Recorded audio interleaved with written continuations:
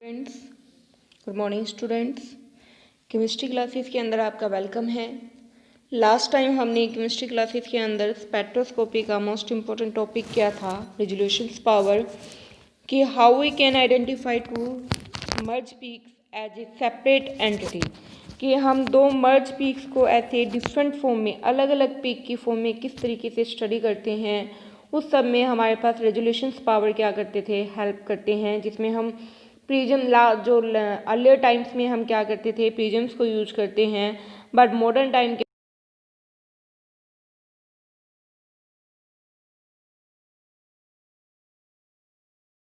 फॉर्मूले के अकॉर्डिंग हमें क्या देते हैं, रेजोल्यूशंस को एक्सप्लेन करते हैं। मोस्ट इंपॉर्टेंट टॉपिक था जिसमें हम दो मर्ज पीक को क्या करते थे, सेपरेट एंटिटी की फॉर्म में, एक सेपरेट पीक्स की फॉर्म में क्या करते थे, स्टडी करते थे। वहाँ पे हमने एक इम्पॉर्टेंट टर्म भी की थी, विड्थ को लेके भी हमने बात की थी कि विड्थ भी क्या करती है, रेजोल्यूशन पावर को क्या करती है, इफेक्ट करती है।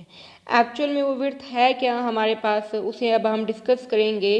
तो टुडे जो हमारा टॉपिक है स्पेक्ट्रोस्कोपी में, वो है हमारे पास क्या, width and intensity of spectral lines. ठीक है, कि विड्थ और इंटेंसिटी क्या है हमारे पास, जो हमारे पास सिग्नल मिलते हैं, विड्थ कैसे इफेक्ट करती है और उसकी इंटेंसिटी कैसे क्या करती है, गुड सिग्नल को इफेक्ट करती है।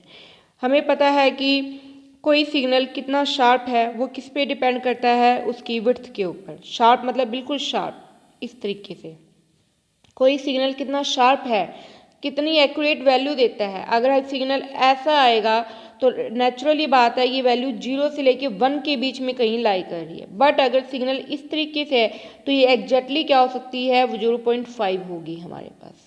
ठीक है, कंसीडर क्या हुआ, ये मैंने जैसे स्टार्टिंग 0 से की थी, तो ये पीक इस तरीके से मिली, तो ये 0 से लेके 1 के बीच में लाई कर रही है, हमें एक्यूरेट वैल्यू नहीं दे रही है।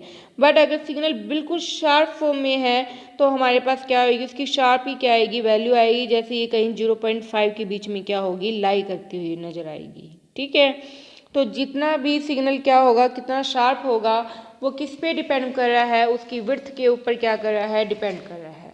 और सेकंड क्या है कि कोई सिग्नल कितना स्ट्रॉन्ग है, मीन्स क्या है, जब कई बार आप स्पेक्ट्रा देखते हो या ऑब्जर्व करते हैं, हम पीक्स देखते हैं, तो हमारे पास लाइट कलर के क्या मिलते हैं, सिग्नल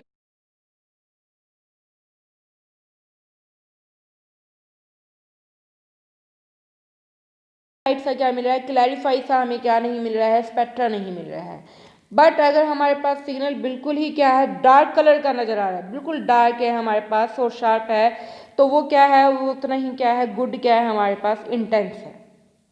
समझ आई बात सभी को, कि जितना शार्प है वो उसकी विड्थ पे डिपेंड करेगा, कितना हमारे पास वो क्या है, इंटेंस है, कितना स्ट्रॉन्ग है वो उसकी किस पे डिपेंड करेगा, इंटेंसिटी भी क्या करता है, वो डिपेंड करता है। तो वन बाय वन हम दोनों ही फैक्टर्स को स्टडी करेंगे। पहले हम विड्थ को स्टडी करेंगे, देन हम क्या करेंगे, हम उसकी इंटेंसिटी के बारे में स्टडी करेंगे। तो सबसे पहले हम विड्थ को लेते हैं कि विड्थ क्या होते हैं हमारे पास,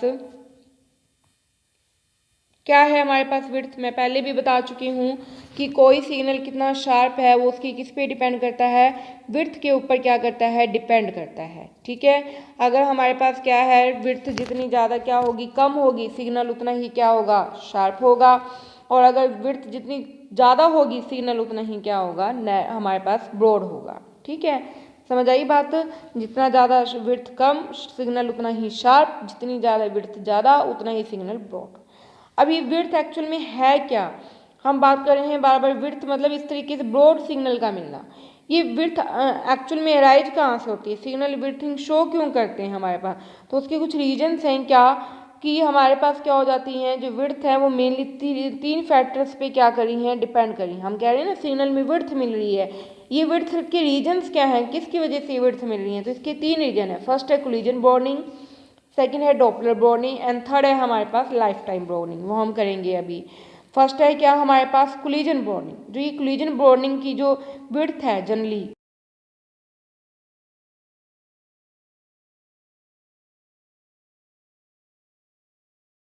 ultra violet and visible spectra के अंदर, किसके अंदर स्टडी करते हैं हम, ultra violet and visible spectra के अंदर जनरली हम क्या करते हैं, स्टडी करते हैं। समझ आई बात सभी को, कि मेनली जो हमारे पास विड्थ है कोलिजन टाइप की जो विड्थ है वो किस पे डिपेंड, किस स्पेक्ट्रा में ज़्यादातर हम स्टडी करते हैं, ultra violet and visible spectra में हम क्या करते हैं, ज़्यादा स्टडी करते हैं।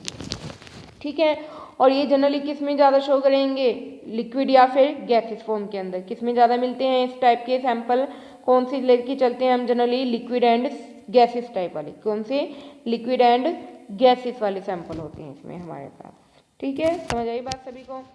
कैसे अराइज होती है ये कोलिजन फ्रीक्वेंसी ब्रोडनिंग हमारे पास, जो हमने सैंपल लिया है वो जनरली किस फॉर्म में होगा हमारे पास, लिक्विड या फिर किस फॉर्म में होगा, गैसेस फॉर्म में होगा। और गैसेस के अंदर आपको पता है क्या होते हैं, इस तरीके से मॉलिक्यूल्स होते हैं। ठीक है, और उसमें हमारे पास वो ईजिली दूसरे के साथ क्या करते रहते हैं, कोलाइड यानी दूसरे के साथ स्ट्राइक करते हैं तो अपनी एनर्जी का क्या करते रहते हैं, ट्रांसफ़र करते रहते हैं। तो एनर्जी का जब ट्रांसफ़र होगा हमारे पास तो जो सिग्नल है वो हमारे पास कैसा हो जाएगा, ब्रॉड हो जाएगा, क्योंकि हमारे पास कैसे हो रहे हैं, सभी जो एटम्स हैं मॉलिक्यूल्स के अंदर वो आपस में एक दूसरे के अंदर क्या हो रहे हैं, मर्ज हो रहे हैं। क्यों मर्ज हो रहे हैं, क्योंकि वो एक दूसरे के साथ क्या कर रहे हैं, कोलाइड करके अपनी एनर्जी का क्या कर रहे हैं, ट्रांसफ़र कर रहे हैं। किसका ट्रांसफ़र करते हैं, वो एनर्जी का क्या करते हैं, ट्रांसफ़र करते हैं। डेट्स वाई वो सिग्नल एटम्स जो हैं आपस में क्या होंगे, मर्ज हो जाएंगे और हमारे पास क्या मिल जाएंगे, ब्रॉड सिग्नल मिल जाएंगे। समझ आई बात, कैसे मिलेंगे वो मैं भी आपको बताती हूँ। देखो यहाँ पे मान लो ये हमारे पास सैंपल है, ठीक है, लिक्विड का लिया या मैंने गैसेस का ले लिया, इसके अंदर इस तरीके से atom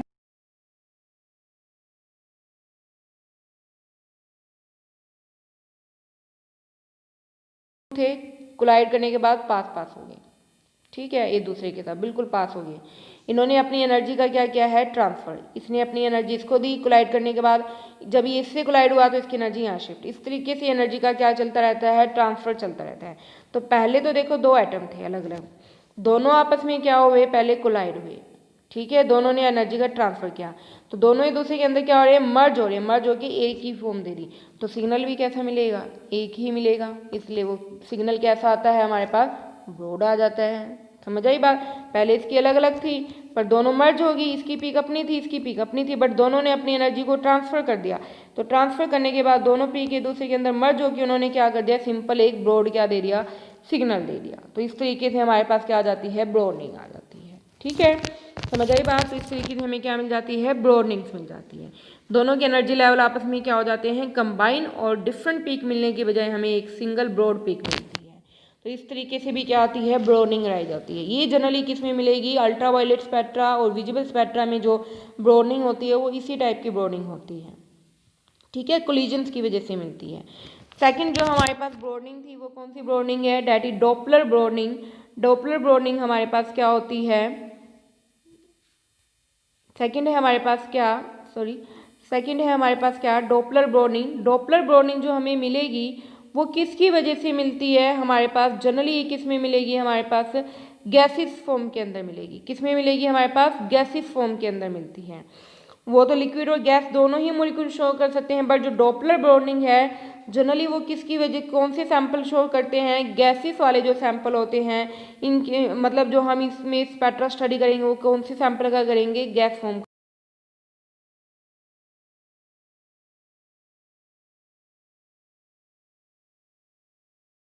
due to the instrument की वजह से, मतलब क्या है कि मॉलिक्यूल्स इंस्ट्रूमेंट के टुवार्ड्स जा रहे हैं या फिर उससे अवे हो रहे हैं। मतलब जो भी ऑब्जर्विंग इंस्ट्रूमेंट होगा या जो कोई ऑब्जर्व कर रहा होगा स्पेक्ट्रा, उसके ऊपर डिपेंड करती है कि एटम, मॉलिक्यूल के अंदर जो एटम होंगे वो जो इंस्ट्रूमेंट है या कोई भी ऑब्जर्वर है उसके टुवार्ड्स जा रहे हैं वो एटम या फिर उससे अवे। मतलब मान लो यहाँ पे कोई, मान लो ये सारा सेटअप है ना, वहाँ पे हमारे पास कोई ऑब्जर्वर है, ये जो एटम इसके अंदर है कि ये इसके टुवार्ड्स जा रहे हैं या फिर इससे अवे जा रहे हैं, इसके ऊपर क्या करती है ब्रॉडनिंग, क्या करती है हमारे पास, डिपेंड करती है। समझ आई बात। तो ये ब्रॉडनिंग किस पे डिपेंड करती है, मूवमेंट पे, कि किसकी तरफ मूवमेंट है, इंस्ट्रूमेंट की तरफ मूवमेंट है या उससे अवे है हमारे पास मूवमेंट। ठीक है, समझ आई बात। तो ये जनरली हमने बात की है कि डॉपलर जो ब्रॉडनिंग है वो मेनली किस में अलो है हमारे पास, गैसेस के अंदर अलो है। गैसेस के अंदर अलो है तो गैसेस आपको पता है कौन सी थ्योरी से डील करती है, काइनेटिक थ्योरी ऑफ से गैसेस क्या करती है, उससे डील करती है। तो उसी के अकॉर्डिंग हम इसकी क्या करेंगे, ब्रॉडनिंग को क्या करेंगे, स्टडी करेंगे। कैसे करेंगे हम, आप देखो कैसे कंसीडर करना है आपने, ये है हमारे पास, ठीक है, ये हमारे पास फॉर्म मिल रही है। मान लो जो मॉलिक्यूल है उसने एनर्जी को अब्जॉर्ब किया, अब्जॉर्ब करके उसने कुछ सिग्नल को प्रोड्यूस किया और इमीडिएटली रिटर्न बैक करते हैं। रिटर्न बैक करने के बाद तो फ्रिक्वेंसी का क्या करते हैं, अमिशन करते हैं ना। हमारे पास फ्रिक्वेंसी क्या होती है, उसमें अमिट होती है। तो जब फ्रिक्वेंसी हमारे पास क्या होगी, अमिट होगी। मान लो इंसिडेंट जो मैंने रेडिएशंस का स्ट्राइक करवाया था उसके लिए जो फ्रिक्वेंसी थी वो थी म्यू, ठीक है। उसने अब्जॉर्ब की, कुछ सिग्नल शो किया ब्रॉडनिंग फॉर्म के अंदर, देन रिटर्न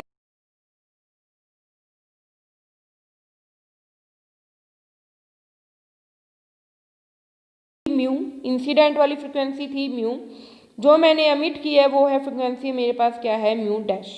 समझ आई बात सभी को। तो ये मैं सारा आगे सोल्व करके दिखा रही हूँ आपको, ठीक है। तो हमारे पास ये थी, मान लो ये मेरे पास गैसेस का सैंपल था, गैसेस के सैंपल थे, इसके अंदर एटम्स थे, मैंने इंसिडेंट करवाया रेडिएशंस का, उसकी फ्रिक्वेंसी हमारे पास म्यू थी। अब्जॉर्ब किया, स्पेक्ट्रा मिला, रिटर्न बैक हुए, अमिशंस हुआ, तो उस ड्यूरिंग फ्रिक्वेंसी का अमिशन जो हुआ वो हुआ म्यू डैश, ठीक है। अब अगर क्या है, वो एटम्स क्या हैं, टूवार्ड्स हैं, किसके, ऑब्जर्वर के। अगर वो हमारे पास क्या है, देखो टूवार्ड्स है, मीन्स ऑब्जर्वर भी इधर है और एटम भी इधर है, तो ये दूसरे को रीइंफोर्स कर रहे हैं। तो जो इनकी फॉर्म मिलेगी वो कैसे मिलेगी, that is mu dash is equal to mu 1 minus mu by c. क्या मिलेगी, 1 mu dash is equal to, mu dash is equal to mu 1 minus mu by c, ठीक है। क्योंकि वो क्या है, टुवार्ड्स है, वो भी इधर है ये भी इधर है, तो एक दूसरे को इन्फोर्स कर रहे हैं, इसलिए साइन क्या है यहाँ पे माइनस का है। समझ आई बात सभी को। बट अगर ये तो तब है जब वो क्या करी है, टुवार्ड्स, कब है ये, टुवार्ड्स, यानी उसकी तरफ मूव कर रही है। बट अगर हमारे पास क्या हो, अवे हो, तब हमारे पास क्या होगा, तब सेम ही रहेगा, सिर्फ म्यू डैश ही एमिट होगी फ्रिक्वेंसी, म्यू इंसिडेंट है, वो तब होगा प्लस में, क्योंकि उसके अपोजिट फॉर्म में है, तो इसका क्या होगा, प्लस फॉर्म हो जाएगी हमारे पास, ठीक है। ये उससे दूर जा रहा है तो इसलिए वो क्या हो जाएगा, हमारे पास प्लस फॉर्म में हो जाएगी। समझ आई बात सभी को। तो ये इसके फॉर्मूले हैं हमारे पास, ये तो किसके लिए है, टुवार्ड्स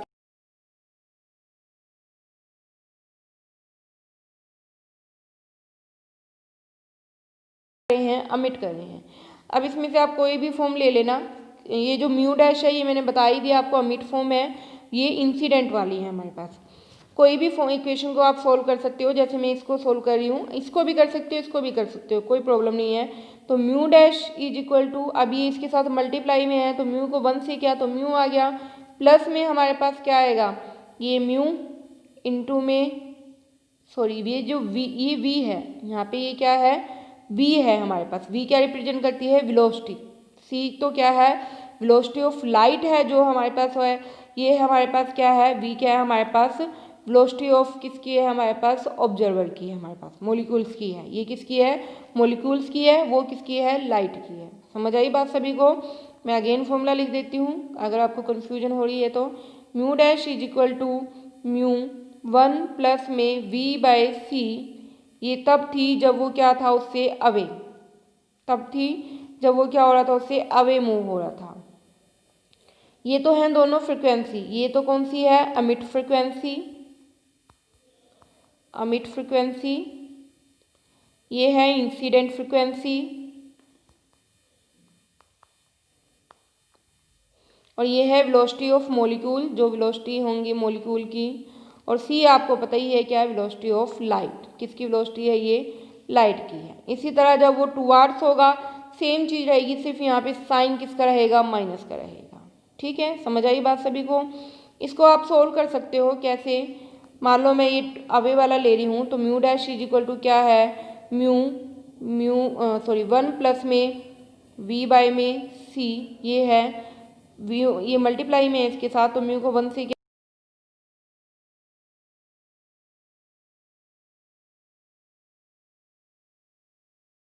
हमारे पास, ठीक है। समझ आ गई बात भी। तो ये इसके पूरे दोनों के नीचे है, क्या हो गया हमारे पास, सी हो गया।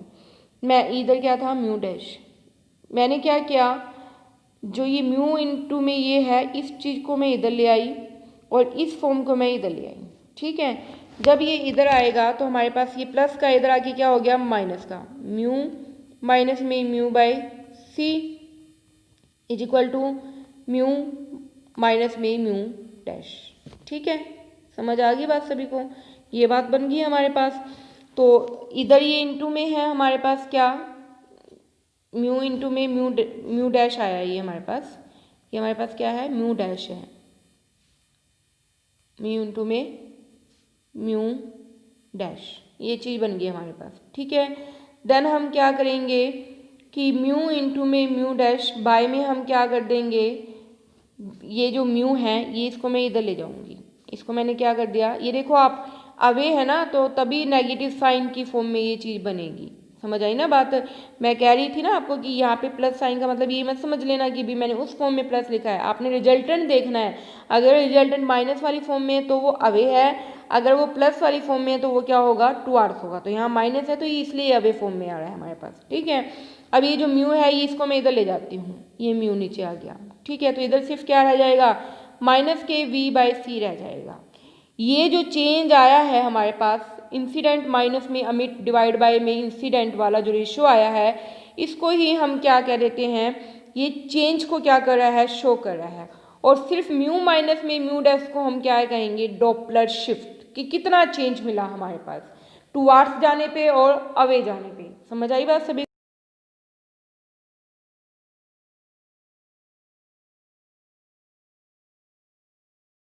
माइनस में म्यू डैश ओनली को हम क्या कहेंगे, डॉपलर इफेक्ट या फिर डॉपलर शिफ्ट कहेंगे, कि इस चेंज करने पे हमारे पास क्या रिजल्टेंट आ रहा है, कितनी वैल्यू हमारे पास मिलेगी उसकी। ठीक है, यही उसका क्या है, चेंज है हमारे पास। समझ आई बात सभी को, तो ये हमने शो किया है। जो डॉपलर बॉर्निंग है वो इंस्ट्रूमेंट पे डिपेंड कर रही है कि टुवार्ड्स हो रहा है और अवे हो रहा है, तो उसको मैंने इस तरीके से फ्रिक्वेंसी की फॉर्म में शो किया है। अब हमने ये बात की है कि जो डॉपलर बॉर्निंग है वो जनरली गैसेस फॉर्म में मिलती है, और गैसेस जो है वो काइनेटिक थ्योरी ऑफ से डील करती हैं, और काइनेटिक थ्योरी के अकॉर्डिंग हमारे पास जो है, जो इनका इफेक्ट है, जो इनकी शेप है, वो किस फॉर्म में एक्सप्लेन की जाती है, मैक्सवेल की फॉर्म में क्या की जाती है, एक्सप्लेन की जाती है। एक्सप्लेन करते हैं ना हम, मैक्सवेल ग्राफ के अकॉर्डिंग ही उनको क्या करते हैं, हम एक्सप्लेन करते हैं। समझ आई ना बात सभी को, तो इस तरीके से ये मैक्सवेल फॉर्म में ही क्या करेंगे, हम इसको एक्सप्लेन करेंगे, क्योंकि ये गैसेस में मिलती है, और गैसेस की जो हमारे पास ग्राफ है वो मैक्सवेल डिस्ट्रीब्यूशन ने एक्सप्लेन किया था। तो यहाँ पे भी डॉपलर बॉर्निंग को हम क्या करेंगे, मैक्सवेल डिस्ट्रीब्यूशन की फॉर्म में ही एक्सप्लेन करेंगे। तो उसने क्या किया, एक फॉर्मूला दिया हमारे पास, उसके अकॉर्डिंग जो फॉर्मूला आया वो क्या आया, delta mu is equal to 2 mu by c. ठीक है, delta mu is equal to 2 mu by c under root 2 k T ln 2 by में m, 2 k T ln 2 by में m, ये आपको शो भी हो रहा होगा, 2 के टी, ये 2 के टी ln 2 बाई में क्या है, m, और उसका क्या लिया हुआ है, यहाँ पे रूट लिया हुआ है हमारे पास। समझ आई बात, तो मैक्सवेल ने यहाँ पे भी एक्सप्लेन किया, और उसके लिए फ्रिक्वेंसी की फॉर्म में उसने ये फॉर्मूला दिया। तो इसके अकॉर्डिंग भी आप देखो क्या है कि फ्रिक्वेंसी क्या है, टेम्परेचर के क्या आ रही है, डायरेक्टली प्रोपोर्शनल। और एक्चुअल में भी क्या होते हैं, kinetic theory of gases velocity या फ्रिक्वेंसी किसके प्रोपोर्शनल होते हैं, टेम्परेचर के। तो यहाँ पे भी वो किसके प्रोपोर्शनल ला रहे हैं, टेम्परेचर के। इट मीन्स क्या है, जैसे जैसे आप टेम्परेचर को क्या करोगे, इंक्रीज करोगे, टेम्परेचर जैसे जैसे इंक्रीज होगा वैसे वैसे ब्रॉडनिंग भी क्या होती जाएगी, इंक्रीज होती जाएगी। समझ आई बात, कि जैसे जैसे काइनेटिक थ्योरी ऑफ गैसेस के अकॉर्डिंग, मैक्सवेल डिस्ट्रीब्यूशन लॉ के अकॉर्डिंग फॉर्मूला जो आया उसके अकॉर्डिंग ये फाइंड आउट हुआ कि जैसे जैसे आप टेम्परेचर को क्या करोगे, इंक्रीज करोगे, वैसे वैसे डॉपलर बॉर्निंग भी क्या होगी, हमारे पास इंक्रीज ही होगी। जितना ज़्यादा टेम्परेचर होगा उतना ही सिग्नल मतलब शार्प नहीं होगा, ठीक है, मतलब ब्रॉड मिलेगा, और जितना टेम्परेचर लो होगा सिग्नल उतना ही शार्प, मतलब उतना ही क्या होगा, सिंगल फॉर्म में होगा हमारे पास, उतना ही गुड मिलेगा हमारे पास। समझ आई बात सभी को, तो ये थी हमारे पास क्या, डॉपलर बॉर्निंग। अब है हमारे पास क्या, लाइफ टाइम ब्रॉर्निंग। ये लास्ट ब्रॉर्निंग है, 3 टाइप की ब्रॉर्निंग मिलती है जनरली, कोलिजन हमने कर ली, सेकंड हमने डॉपलर की है, थर्ड है अब हमारे पास क्या, लाइफ टाइम की। ये किस पे डिपेंड करती है, हमारे पास लाइफ टाइम के ऊपर क्या करती है, ये डिपेंड करती है। जनरली ये जो टाइप की है ब्रॉडनिंग ये सभी में मिल सकती है, गैसेस, लिक्विड, सॉल्यूशन और सॉलिड के अंदर, सभी के अंदर ये मिल सकती है हमारे पास। ठीक है, ये जो ब्रॉडनिंग है ये किसके ऊपर अराइज होती है, ये हमारे पास जो एनर्जी है स्टेट की, जो एक्साइटेड और जो ग्राउंड स्टेट्स होते हैं उनके अंदर जो एनर्जी की अनसर्टेनिटी कितनी है, ठीक है, किस पे डिपेंड करती है, एनर्जी की अनसर्टेनिटी पे क्या करती है, डिपेंड करती है हमारे पास। समझ आई बात सभी को, कि जो हमारे पास है ना इलेक्ट्रॉन्स जो भी होंगे तो उनकी जो एनर्जी है एक्साइटेड और ग्राउंड स्टेट के अंदर, उनके अंदर कितनी अनसर्टेनिटी, अनसर्टेनिटी मतलब ही क्या है, कोई फिक्सेशन नहीं है, उसके ऊपर ये क्या करती है, डिपेंड करती है। और ये अनसर्टेनिटी किसने एक्सप्लेन की थी एनर्जी की फॉर्म में, स्कॉन्जर ने क्या किया है, इसको एक्सप्लेन किया था। समझ आई बात, किसने एक्सप्लेन किया था इसको, स्कॉन्जर वेव इक्वेशन के अकॉर्डिंग हमने ये सारी इक्वेशन क्या की हुई है, सोल्व की हुई है। तो जो हमारे पास कौन सी ब्रॉडनिंग है, लाइफ टाइम ब्रॉडनिंग है, वो तीनों के अंदर ही मिलती है हमारे पास, सॉलिड, लिक्विड और गैसेस तीनों फॉर्म में ही मिलेगी हमारे पास। और जनरली ये किस पे डिपेंड करती है, एनर्जी की स्टेट पे डिपेंड करती है, उसकी अनसर्टेनिटी जो किसने सोल्व की हुई है, स्कॉन्जर वेव इक्वेशन ने क्या की हुई है, सोल्व की हुई है। समझ आई बात सभी को, इसका मतलब क्या है, अनसर्टेनिटी का मतलब क्या है कि जो एनर्जी है वो टाइम के साथ साथ क्या होती रहेगी, चेंज होती रहेगी, हमारे पास कोई डेफिनेट फॉर्म नहीं आएगी। ठीक है, इस टाइप की ब्रॉडनिंग किसके ऊपर आती है, एनर्जी के अंदर जो अनसर्टेनिटी मिल रही है टाइम के साथ, वो ही क्या करती है, यहाँ पे ब्रॉडनिंग को क्या करती है, अराइज करती है हमारे पास। समझ आई बात सभी को। अगर हम कंसीडर कर लें कोई भी, मान लो जैसे मैं आपको बता रही हूँ, एक मिनट, ये है जैसे, ठीक है, हम किसकी बात कर रहे हैं, लाइफ टाइम ब्रॉडनिंग की हम क्या कर रहे हैं, बात कर रहे हैं life time broadening. Life time broadening है वो किसके ऊपर डिपेंड करती है, एनर्जी स्टेट की, एनर्जी स्टेट कौन सी होगी, ग्राउंड स्टेट, ठीक है, एक्साइटेड स्टेट, इनके अंदर जो एनर्जी का चेंज मिल रहा है, एनर्जी का जो चेंज है, यानी एनर्जी की क्या है, अनसर्टेनिटी है जो, उसके ऊपर क्या करती है, डिपेंड करती है ये ब्रॉडनिंग। ठीक है, uncertainty in the energy of state, जो इक्वेशन, जो ये अनसर्टेनिटी इन एनर्जी आई है वो सारी किसने सोल्व की है, स्कॉन्जर ने क्या किया है, उसको सोल्व किया था। किसने सोल्व किया था, स्कॉन्जर ने उसको क्या किया था, सोल्व किया था।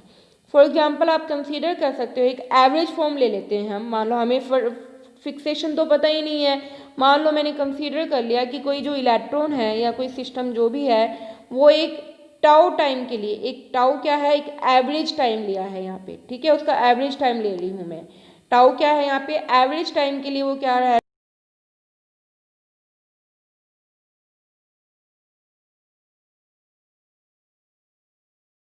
या डेल्टा पी सॉरी इंटू में एक्स इज इक्वल टू क्या था, लेस देन या greater than is equal to h upon में 2 पाई, यही था ना हमारे पास, इसी के अकॉर्डिंग था।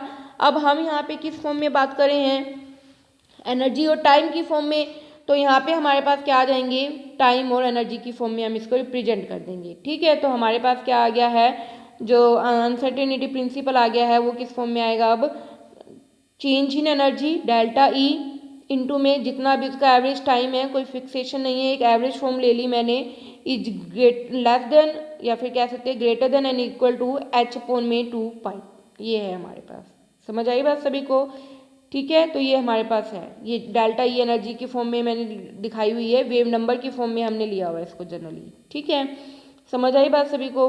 अगर मान लो मेरे पास क्या है, तो इसका मतलब क्या है, देखो इसको मैं सोल्व कर देती हूँ, जैसे कि ये फॉर्म है, तो हमारे पास क्या होएगा, सिर्फ कल delta e is equal to क्या होएगा, एच अपॉन में 2 पाई डिवाइड इंटू में टॉ, इसको मैं इधर ले आई। ठीक है, तो मतलब देखो एनर्जी क्या है, जो एवरेज टाइम है उसकी क्या है, इन्वर्सली प्रोपोर्शनल है, क्या है वो, इसके इन्वर्सली प्रोपोर्शनल है हमारे पास। मतलब क्या है, जितना ज़्यादा एनर्जी होगी उसकी टाइम उतना ही क्या होगा, कम, वो उतने ही कम टाइम के लिए किसी स्टेट के अंदर, ग्राउंड स्टेट या एक्साइटेड स्टेट के अंदर रहेगा, और जितनी कम एनर्जी होगी उसका लाइफ टाइम हमें उतना ही क्या मिलेगा, ज़्यादा मिलेगा। आप ये चीज़ें नोट कर लेना जो मैं बता रही हूँ, कि जिसके अंदर देखो, जिसकी एनर्जी जितनी ज़्यादा होगी, एनर्जी अगर हमारे पास मोर है तो टाइम उसका उस स्टेट के अंदर उतना ही लेस, अगर उस स्टेट की एनर्जी कम है तो टाइम उसका उतना ही ज़्यादा होगा। फॉर एग्जांपल आप देख सकते हो कि जो ग्राउंड स्टेट होती है उसमें तो हमें डेफिनेट होता है कि कोई इलेक्ट्रॉन कितने टाइम के लिए है हमारे पास, बट जैसे ही वो एक्साइटेड में जाता है, आपको पता है उसकी एनर्जी क्या होती है, अनस्टेबल होती है, रिटर्न बैक करती है, तो वहाँ पे उसका जो टाइम मिलेगा वो क्या मिलेगा, लेस मिलेगा, क्योंकि उसकी एनर्जी क्या है, ज़्यादा है हमारे पास। ठीक है, इसलिए एक्साइटेड स्टेट के अंदर तो हमारे पास क्या होते हैं, एक्साइटेड स्टेट के अंदर हमारे पास क्या मिलेंगे, जो हमारे पास टाइम है वो क्या मिलेगा, लेस मिलेगा, और ग्राउंड स्टेट के अंदर हमारे पास क्या मिलेगा, डेफिनेट कह लो या फिर हमारे पास मोर मिल जाएगा। इनफाइनाइट टाइम के लिए वो ग्राउंड स्टेट के अंदर रह सकते हैं हमारे पास। ठीक है, समझ आई बात सारी, ये सारा मैंने आपको सोल्व करके यहाँ पे दिखा दिया है।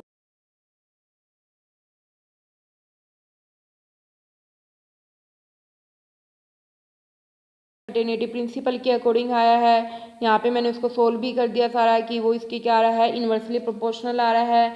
यहाँ पे लोअर स्टेट में उसके लिए इनफाइनाइट टाइम मिलेगा, एक्साइटेड स्टेट में उसके लिए बहुत ही कम टाइम मिलता है हमारे पास। समझ आ गई बात भी सभी को। तो हमारे पास क्या है, जितनी उसकी लाइफ टाइम शॉर्टर होगी, ठीक है, सिग्नल उतना ही ज़्यादा क्या हो जाएगा, ब्रॉड। ठीक है, इसका मतलब क्या है कि जितनी ज़्यादा एनर्जी मतलब क्या है, एनर्जी देखो कम है, इसका मतलब क्या है, लाइफ टाइम उसकी उतनी ही ज़्यादा, सॉरी हाँ, अगर एनर्जी ज़्यादा है तो लाइफ टाइम उसकी उतनी ही क्या हो रही है, शॉर्टर हो रही है, लाइफ टाइम उतनी ही क्या हो रही है, शॉर्ट हो रही है। तो जितनी लाइफ टाइम शॉर्ट होगी हमारे पास, उतनी ही सिग्नल क्या होंगे, ब्रॉड। ठीक है, सिग्नल क्या होंगे हमारे पास, ब्रॉड होंगे। यहाँ पे मैंने शो किया हुआ है, सिग्नल उतने ही ज़्यादा क्या हो जाएंगे हमारे पास, ब्रॉड होते चले जाएंगे। समझ आ गई बात भी सभी को कि जितनी लाइफ टाइम हमारे पास क्या है, शॉर्ट है, इसका मतलब उसकी एनर्जी उतनी ही ज़्यादा आ रही है, और एनर्जी जितनी ज़्यादा मीन्स वो उतना ही क्या होता है, अनस्टेबल होगा, और वो हमारे पास क्या होगा, सिग्नल क्या हो जाएगा, ब्रॉड होता चला जाएगा। ठीक है, अनस्टेबिलिटी इट मीन सिग्नल क्या हुआ, ब्रॉड हो गया। यहाँ पे स्पेसिफाई कर रखा है मैंने, कोलिजन अगर हम किस फॉर्म में लेते हैं, अगर देखो लिक्विड की फॉर्म में लेते हैं या गैसेस में, तो वहाँ कोलिजन होता है, तो एनर्जी किस फॉर्म में शो की हुई है, कोलिजन, COL क्या रिप्रेजेंट करा है यहाँ पे, कोलिजन, और टाइम भी किस फॉर्म में होगा, कोलिजन की फॉर्म में ही होगा, बाकी सब सेम रहेगा हमारे पास। ठीक है, अगर हम लिक्विड या गैस की फॉर्म में ले लेते हैं तो हमारे पास क्या होता है, प्रेशर अगर हम क्या कर दें, रिड्यूस कर दें, ठीक है, तो कोलिजन क्या होगा, इंक्रीज होगा, और विड्थ भी क्या हो जाएगी हमारे पास, क्या होती चली जाएगी, कम होती चली जाएगी। तो ओवरऑल देखो इसमें बात क्या है कि एनर्जी जो है वो इन्वर्स है किस,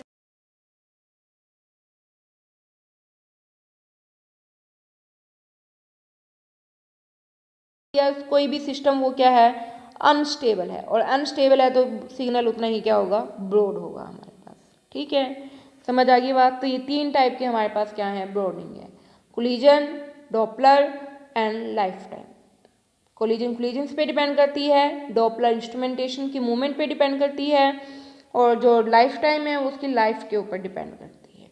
समझ आ गई बात। इन तीनों ही रीजन्स की वजह से कोई भी सिग्नल क्या होता है हमारे पास, ब्रॉड फॉर्म में मिलता है। अंडरस्टूड। देन हमने इसमें क्या था, इंटेंसिटी, एक लास्ट इसका और टॉपिक है, बेसिक स्पेक्ट्रोस्कोपी का रह गया क्या, इंटेंसिटी, कि कोई सिग्नल कितना डार्क है, कितना डार्क है वो किस पे डिपेंड करता है, इंटेंसिटी पे डिपेंड करता है। और इंटेंसिटी क्या करती है, तीन फैक्टर्स पे डिपेंड करती है, पॉपुलेशन पे डिपेंड करेगी, स्ट्रेंथ ऑफ इंसिडेंट रेडिएशन पे डिपेंड करेगा, और ट्रांजिशन, कि कितना अच्छा ट्रांजिशन हो रहा है ग्राउंड से एक्साइटेड और एक्साइटेड से ग्राउंड में, कितना अच्छा क्या हो रहा है, ट्रांजिशन हो रहा है। उन तीनों फैक्टर पे इंटेंसिटी क्या करती है, डिपेंड करती है। पहले हम बात कर लेते हैं किसके लिए, कि किस पे है हमारे पास, ट्रांजिशन प्रोबेबिलिटी के बेस पे, किस पे बात कर लेते हैं हम, ट्रांजिशन प्रोबेबिलिटी। ट्रांजिशन प्रोबेबिलिटी का मतलब ही क्या है यहाँ पे हमारे पास, कि दो एनर्जी लेवल के अंदर कि सिलेक्शन रूल के अकॉर्डिंग कितना हमारे पास ट्रांजिशन हो रहा है, वही हमारे पास क्या करेगा, सिग्नल को गुड। अगर तो सिलेक्शन रूल को फॉलो करके ग्राउंड स्टेट से एक्साइटेड स्टेट में जंप करके वापस रिटर्न बैक कर रहे हैं, ठीक है, सिलेक्शन रूल को फॉलो करके, फिर तो सिग्नल उतना ही क्या होगा, गुड होगा। अगर वो सिलेक्शन रूल को फॉलो के अकॉर्डिंग नहीं है, फिर सिग्नल उतना ही बैड होगा। ठीक है, सेकंड है इंटेंसिटी, सिग्नल रेडिएशंस की वेवलेंथ जितनी स्ट्रॉन्ग डालोगे उतनी ही अब्जॉर्बेंस होगी, उतना ही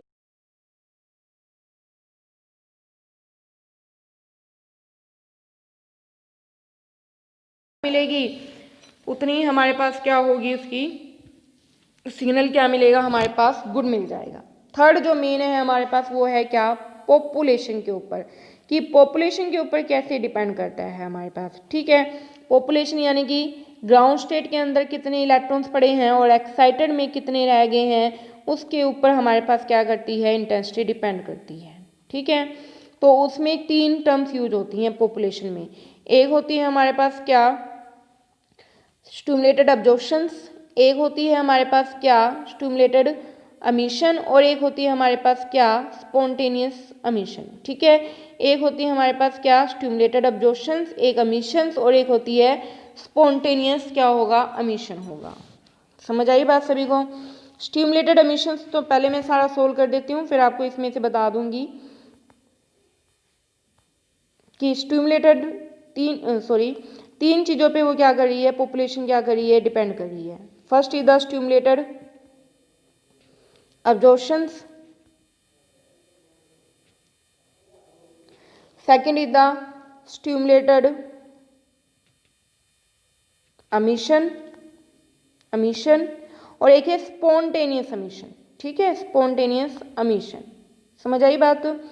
ठीक है, stimulated absorption, emission and spontaneous emissions. ठीक है, क्या होते हैं भी स्टिमुलेटेड, हमारे पास एमिशंस क्या होते हैं स्टिमुलेटेड, जब भी हमने क्या किया, किसी भी ग्राउंड स्टेट में हमने क्या करवाया, एनर्जी का स्ट्राइक करवाया, तो रेडिएशंस क्या कर जाती हैं, अब्जॉर्ब हो जाती हैं, तो वो क्या हो जाएगी, अब्जॉर्प्शन हो जाएगी। मान लो ये ग्राउंड स्टेट है, इसके ऊपर मैंने ये ट्रांस इंसिडेंट करवाया रेडिएशंस का,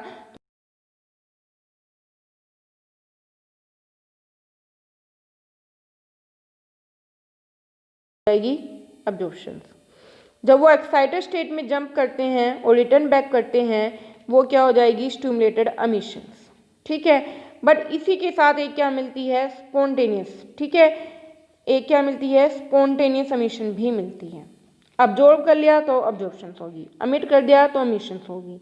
ये तो दोनों किस पे डिपेंड करते हैं, रेडिएशंस के ऊपर, कि कैसी मैंने रेडिएशंस का स्ट्राइक करवाया था। ठीक है, बट ये जो है इसमें क्या होता है, इस वाले एमिशन में क्या होते हैं कि इलेक्ट्रॉन्स कुछ टाइम के लिए तो एक्साइटेड स्टेट में रहते हैं, देन वो उनके ऊपर जो रेडिएशंस हमने स्ट्राइक की थी उसी के बिहाफ पे वो क्या करते हैं, रिटर्न बैक करते हैं। बट स्पॉन्टेनियस क्या होते हैं, वो साथ के साथ ही क्या कर जाते हैं, रिटर्न बैक कर जाते हैं। अंडरस्टूड। ये रेडिएशंस का स्ट्राइक करवा के एब्जॉर्प्शन हुई, यहाँ रेडिएशंस का स्ट्राइक करवा के एमिशन हुई, बट एक ऐसा मिशन जो बिना रेडिएशंस की स्ट्राइक किए होता है, वो होता है कौन सा, स्पॉन्टेनियस एमिशन। ठीक है, समझ आई बात सभी को। वो कौन सा एमिशन होता है, स्पॉन्टेनियस क्या होता है, एमिशन होता है। समझ आई। देन है हमारे पास क्या, इसके लिए हम सोल्व करेंगे सारा क्या, मान लो जब हमारे पास क्या है, स्टिमुलेटेड क्या है, अब्जॉर्प्शंस है, मैं ए से अब्जॉर्प्शंस है हमारे पास, अब्जॉर्प्शंस कैसे दी जाएगी, आर इज इक्वल टू क्या होगा, बी इंटू में पी। ठीक है, बी हमारे पास क्या रिप्रेजेंट कर रहा है, स्टिमुलेटेड अब्जॉर्प्शन कोफिशिएंट है। ये क्या है, ये कोफिशिएंट है किसका, अब्जॉर्ब करने का, किसका, अब्जॉर्ब करने का। और ये क्या है, डेंसिटी है, ये क्या है, सॉरी हाँ, एनर्जी क्या है, डेंसिटी है हमारे पास, किसकी, रेडिएशंस की, कि रेडिएशन जो हमने स्ट्राइक करवाई थी उसकी डेंसिटी कितनी है, रेडिएशन डेंसिटी कितनी है। ठीक है, समझ आई बात। ये है आर की फॉर्म में, आर क्या है हमारे पास, क्या दिखा,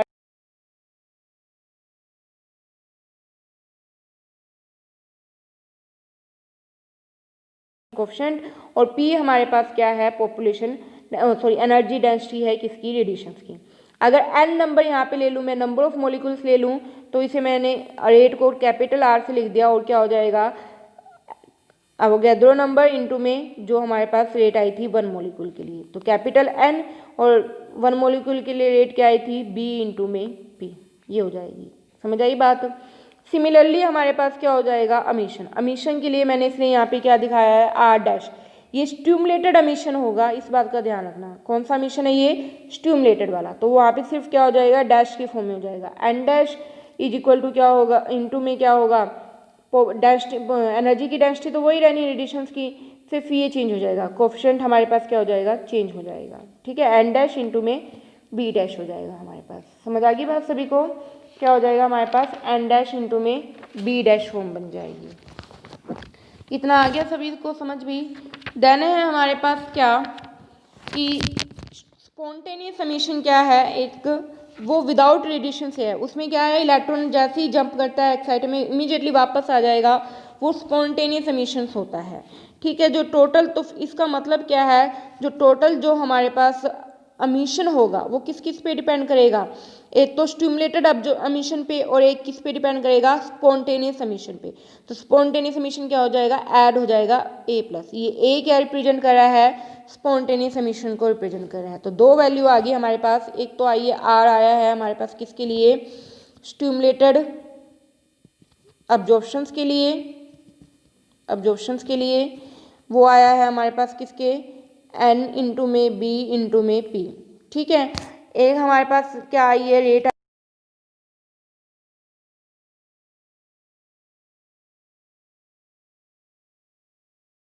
स्पॉन्टेनियस एमिशन, और दूसरा जो होगा वो होगा कौन सा, स्टिमुलेटेड एमिशन। दूसरा क्या होगा, स्टिमुलेटेड एमिशन, उसकी सेम वैल्यू रहेगी ऐसे, बस चेंज हो जाएगा डैश की फॉर्म में। ठीक है, दैट इज स्टिमुलेटेड एमिशन। ये बन गया टोटल हमारे पास। ए क्या है, स्पॉन्टेनियस है, इसकी वैल्यू क्या होती है हमारे पास, 8 पाई एच म्यू क्यूब बाई में सी की क्यूब इंटू में बी। ठीक है, ये कांस्टेंट है वैल्यू, ये इसकी वैल्यू होती है हमारे पास। अगर आपको नेट निकालना है तो आप क्या कर दोगे, माइनस कर दोगे, एन डैश बी पी में से क्या माइनस कर दोगे हमारे पास, ए तो ये तो कांस्टेंट ही है, इसको चाहे आप नेगलेक्ट भी कर सकते हो। एन बी पी माइनस में क्या हो जाएगा, n dash minus b p dash हो जाएगा, वो दोनों का चेंज आ जाएगा, नेट आ जाएगा। और वो किससे रिलेट किया हुआ है, इन्होंने बोल्ट्जमैन डिस्ट्रीब्यूशन लॉ से इन्होंने क्या किया हुआ है, उसको रिलेट किया हुआ है इस तरीके से। किसके अकॉर्डिंग रिलेट किया हुआ है, बोल्ट्जमैन डिस्ट्रीब्यूशन। देखो ये आ गया ना हमारे पास n dash b dash p, तो चेंज आ गया, इन दोनों का चेंज कर दिया।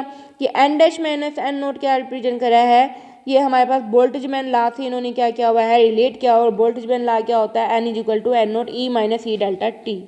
इसका मतलब क्या है कि अगर e minus e delta, delta e की वैल्यू नेगेटिव में है, अगर ये जितनी ज़्यादा नेगेटिव होगी तो उसकी वैल्यू इतनी ही क्या होगी, स्मॉल, यानी पॉपुलेशन स्मॉल होगी।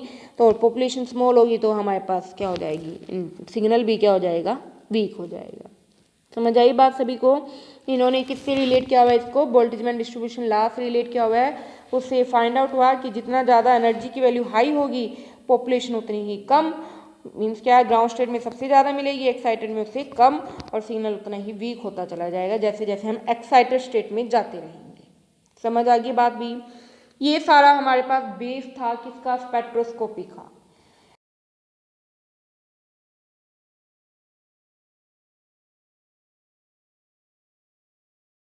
जब आप अब क्या करोगे, स्पेक्ट्रा क्या करोगे, स्टडी करोगे, अब आपको पता होगा कि कोई सिग्नल क्यों ब्रॉड मिल रहा है, कोई कितना शार्प है, कैसी उसकी विड्थ है, कैसी उसकी रिजॉल्विंग पावर है, कैसा उसका इंस्ट्रूमेंटेशन सेटअप है, ये सारी चीज़ें अब आपको क्या होंगी, पता होगी। कोई भी स्पेक्ट्रा अब आप करोगे तो नेक्स्ट टाइम जो अब हम 1 बाय 1 डिटेल में स्पेक्ट्रा करेंगे, उसमें हम सबसे पहले करेंगे रोटेशनल स्पेक्ट्रा को स्टडी करेंगे। ठीक है, उसे हम डिटेल में स्टडी करेंगे हम। इसमें से किसी को कोई प्रॉब्लम लगे तो आप मेरे से डिस्कस कर सकते हो, पूछ सकते हो आप मेरे से। ठीक है, थैंक यू।